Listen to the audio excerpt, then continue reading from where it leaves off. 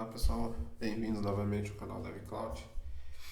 E o tema de hoje é novamente a gente falar em questão de custo na AWS, né? Então já é uma preocupação ali com todos que utilizam cloud, né? Então, além dos benefícios que as aplicações que são executadas em cloud existem, mas sempre existe aquela preocupação com o tamanho da fatura no final do mês, né? Então, falar de FinOps constantemente é uma boa prática, porque afinal é dinâmico, né? As aplicações ali tem muitos fatores que influenciam diretamente na questão do custo no final do mês, né? Então, toda vez que a gente pensa em migrar para cloud ou criar aplicações já native cloud mesmo, o custo sempre é um fator decisivo ali no, de como vai ser feito e na decisão, né? Então, hoje eu queria falar de um detalhe que acaba pesando bastante ali nas faturas no final do mês e que às vezes acaba passando despercebido, principalmente em cenários onde o workload realmente possui vários serviços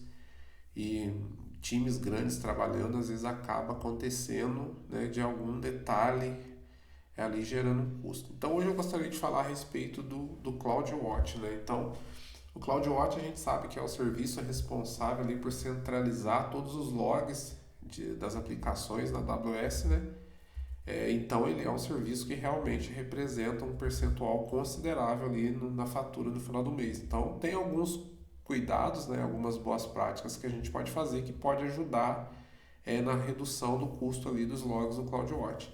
A gente sabe da importância que é a observabilidade, né? A parte de log, de métricas da aplicação, né? O CloudWatch também tem a questão dos alarmes que ajudam ali no monitoramento da saúde das aplicações, né? Principalmente aplicações críticas.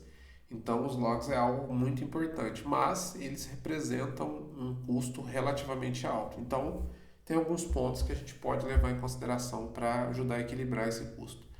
Então, eu vou acessar o CloudWatch aqui para falar de um ponto simples, né? Dois pontos simples aqui, mas que podem ajudar a reduzir o custo. Aqui no CloudWatch, quando a gente vai aqui no grupo de logs, eu tenho um log de exemplo aqui para citar o ponto. Procure observar o seguinte com relação à retenção dos logs. Então, no CloudWatch, por default, quando a gente cria algum recurso, e, por exemplo, o Lambda, a gente acaba. A gente cria o Lambda e ele, por padrão, já cria ali o grupo de logs dele e às vezes acontece de passar despercebido a questão do período de retenção, né? Então, quando a gente coloca nunca expira aqui, às vezes a gente está armazenando um log ali que realmente não é necessário por um período tão longo de tempo assim. E isso aqui naturalmente vai afetar o custo, porque o CloudWatch ele vai considerar ali no seu custo o tempo e a quantidade de log armazenado, né? O primeiro ponto é esse aqui, então a gente pode alterar isso aqui, então selecionando o log aqui, isso após criado, eu posso vir aqui na configuração de retenção e eu tenho aqui manter por um dia e até aqui por até no máximo a gente tem a opção de 10 anos de log, né? Então esse nunca expira, ele não é dificilmente um log vai ser necessário ficar por tanto tempo. Caso seja uma aplicação crítica, onde os logs ali eles precisam respeitar políticas de retenção específicas, na maioria dos casos, isso a recomendação é a gente exportar esses logs para um armazenamento que tem um custo mais baixo. No caso, um exemplo muito comum de uso é o próprio S3, né? Então a gente mantém os logs no S3, porque lá a gente tem classe de armazenamento específica, né, de arquivamento, que vai manter esses logs por período necessário, porém com um custo muito menor do que a gente deixar aqui no CloudWatch, né? Às vezes não é necessário. Então, se os logs podem ser reduzidos, então é importante identificar aqui qual é o tempo de retenção mínimo que a gente pode deixar para reduzir o custo, né? Então, poderia, por exemplo, isso aqui é uma lambda que não tem muita relevância os logs dela, então vou deixar 3 dias. Então, eu altero aqui e já vai armazenar posterior a 3 dias o CloudWatch vai remover. Então o custo aqui, né, se for uma lambda no nosso exemplo que executa muitas vezes, então eu vou ter um volume considerável de logs. Então se eu abrir aqui, por exemplo, essa lambda que eu tinha feito só de exemplo, Então aqui eu vou ter os strings de logs dela, né? No caso aqui eu não tenho mais nenhum string aqui salvo, porque foi só uma demo aqui, um lab.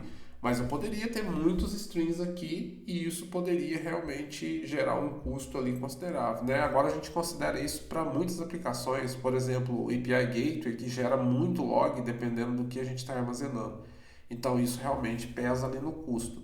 Outro ponto que eu queria comentar outra questão é a classe de armazenamento. Hoje o CloudWatch ele disponibiliza duas classes de armazenamento, que é a padrão, quando a gente cria ali, se a gente não definir um valor, ele vai vir como padrão, que é onde a gente tem o acesso ali considerado, é semelhante ao S3 de certa maneira. Então quando a gente quer acessar, que acessa frequentemente esses logs, a classe padrão vai ser mais rápida.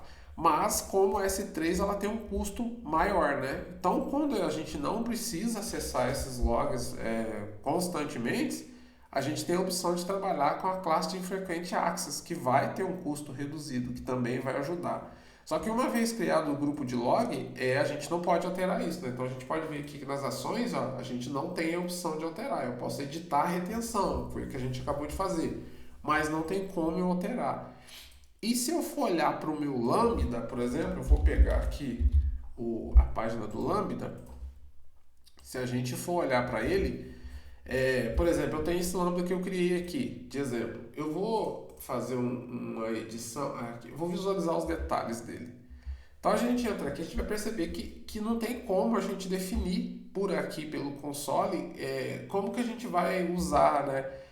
Não tem essa opção. Se eu for em configuração aqui, ó, não tem a opção de configurar a classe de log. Então, se a gente for vir aqui em ferramenta de monitoramento, a gente não tem. Eu posso alterar o formato do log, o nível do log, né, que também é um ponto a ser considerado, mas eu não tenho como alterar a classe desse log.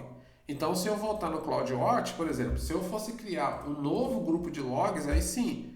Aí aqui ó, a questão da inspiração é aqui, ó, padrão e frequent access. E aí eu consigo definir essa classe, mas na criação do próprio Lambda não. Então se eu clicar em informações aqui, ele vai trazer uma explicação falando com relação justamente ao custo, né? Que é uma classe, um conjunto personalizado e tal. E aqui ele fala que você pode consultar em grande escala quando necessário, né? Diferentemente do padrão, que é a classe para a maioria dos tipos de log, né? A classe que fornece, que abrange mais logs ali. Mas se for possível utilizar, isso aqui vai reduzir o custo. Então, voltando aqui para o Lambda, esse é o segundo ponto. O terceiro ponto aqui, que a gente pode levar em consideração, isso aqui eu acho que já é mais comum, acho que todo mundo já é um padrão de desenvolvimento, né? Com relação aos níveis de log, né? Então, a gente poder trabalhar com debug, por exemplo, a gente vai ter muitos logs, o tracer, por exemplo, vai ter mais ainda. Definir aqui o nível correto, né? Tem alguns casos que trabalham apenas com erro, e isso aqui vai reduzir consideravelmente o número de logs ali, né, que a gente vai expor. E aqui a gente tem dois níveis, da aplicação que ela produz e o nível do sistema, que a gente também vai ter bastante log. Então, trabalhar o nível adequado, conforme a criticidade da aplicação, vai reduzir o volume, né, o número de logs que vão ser armazenados, que também vai ajudar a reduzir o custo. O formato é mais uma questão de ferramentas que fazem a visualização desse log, né, além do CloudWatch, o formato acho que ajuda nisso. E aqui a gente tem uma opção de destination, né, de destino desse log. Se a gente não quer armazenar no CloudWatch, como eu falei, quando a gente precisa armazenar por um longo período de tempo, o custo no S3 ele acaba sendo menor. Então a gente já pode definir para isso ser direcionado. E aí a gente tem todas as configurações necessárias aqui para fazer isso. Então a gente pode pegar e enviar isso para lá. E se quiser algum caso de transformação, mandar para o OpenSearch, tem a possibilidade de usar o Data Firehouse também aqui, né? Então já dá para criar a aplicação pensando nisso. Aí a gente tem a personalização aqui, mas aí é questão de grupo de log mesmo. Então aqui a gente poderia, por exemplo, criar o grupo de log aqui, ó, como infrequent access, né? E usar ele ali no CloudWatch. Então a gente vem aqui no nosso Lambda e passa o nosso grupo personalizado. Então isso fica mais simples. A gente pode até fazer um teste aqui, ó. Vou colocar aqui o grupo demo infrequent access, só pra gente ver. Vou botar, vai expirar em 3 dias E a gente quer uma frequent access, né? Então, vamos ver se esse aqui eu nunca testei criar. Vamos ver, deixa eu pegar o nome dele aqui. Ele vai criar, agora a gente vai ver que ele já está na classe de frequent access aqui, ó. Aí a gente, deixa eu ver se a gente consegue pegar ele aqui.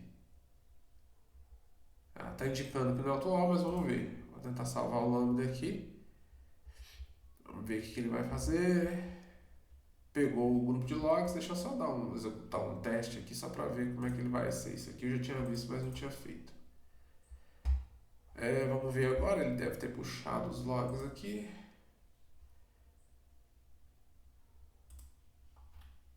Ele puxou o log aqui. Então aqui a gente já teria. Aí ele vai mostrar aqui, né? Um ponto, pessoal, com o infrequent access ele traz para o log insights, né? A gente teria que executar consultas aqui, ó, e fazer a visualização, os padrões aqui de log. Aí também essa é uma questão de avaliar se faz sentido utilizar. Mas ele vai trazer para a gente um custo consideravelmente reduzido, né? Por causa dessa questão de fazer essa avaliação, de usar um armazenamento mais barato e tal, isso ajuda. E aqui no Log Insights a gente também tem a possibilidade de construir queries, enfim, é uma possibilidade também ali de consulta de um troubleshoot bem mais considerado. Então, esses 3 pontos, né, nível de log, a questão do tempo de retenção e a questão da classe de armazenamento dos logs também para reduzir, vai ajudar a reduzir o custo. Mas aqui no exemplo eu acabei criando o Lambda, colocando de forma manual. Eu criei um grupo de logs separado. Então, se a gente for ver aqui na criação de um Lambda, a gente não tem essa possibilidade de alterar. Não tem como eu alterar aqui a classe dos logs. Mas se a gente for usar IAC para criar o Infrastructure as a Code, no caso aqui o Terraform, eu consigo. Eu estou aqui, essa propriedade, o CloudWatch Logs Group Class, a gente pode ver que dá para usar os dois, Standard e Frequent Access. Então, que é normal a gente criar, no caso aqui o console é mais para demonstração, para visualizar, mas quando a gente está criando realmente projetos reais, a gente normalmente usa CloudFormation, Terraform ou outro tipo de ferramenta, mas no Terraform, por exemplo, a gente tem, e o CloudFormation também, Terraform a gente tem essa propriedade aqui, eu estou olhando o módulo do Lambda, aqui, o módulo Lambda, então aquela propriedade ali a gente consegue definir já para o Lambda ser criado com a classe de log adequada. E aí, no caso, o custo já vai ser mais em conta porque já vai estar reduzido numa classe que gera um custo menor de armazenamento. E também a gente pode definir lá também, eu não mostrei, mas a gente pode fazer lá a retenção desses logs, né? Usar uma política de retenção menor. Normalmente isso aqui em projetos reais já tem ali, né, boas práticas ou módulos customizados do próprio Terraform, aonde já é definido por default, ou o próprio módulo também define no default lá justamente isso, a classe como frequent access e o própria retenção ali com um período mais curto. E aí faz o inverso. Fica por default um tempo reduzido e frequent access definida, e caso seja necessário para um caso específico, uma maior retenção, aí sim a gente passa a propriedade com um novo valor que ela vai sobrescrever a propriedade default. Mesmo caso para classe quanto para retenção. Isso aqui realmente vai ajudar ali a reduzir bastante o número de logs. E aí o restante é boa prática também, né? Escrever os logs somente nos lugares necessários, né? Como eu falei, definir o nível adequado conforme a aplicação para poder ajudar a reduzir os custos. Mas isso aqui é importante levar em consideração porque realmente consegue ajudar ali na questão do custo no final do mês. Bom, pessoal, para hoje era isso. Espero que tenham gostado. Até a próxima.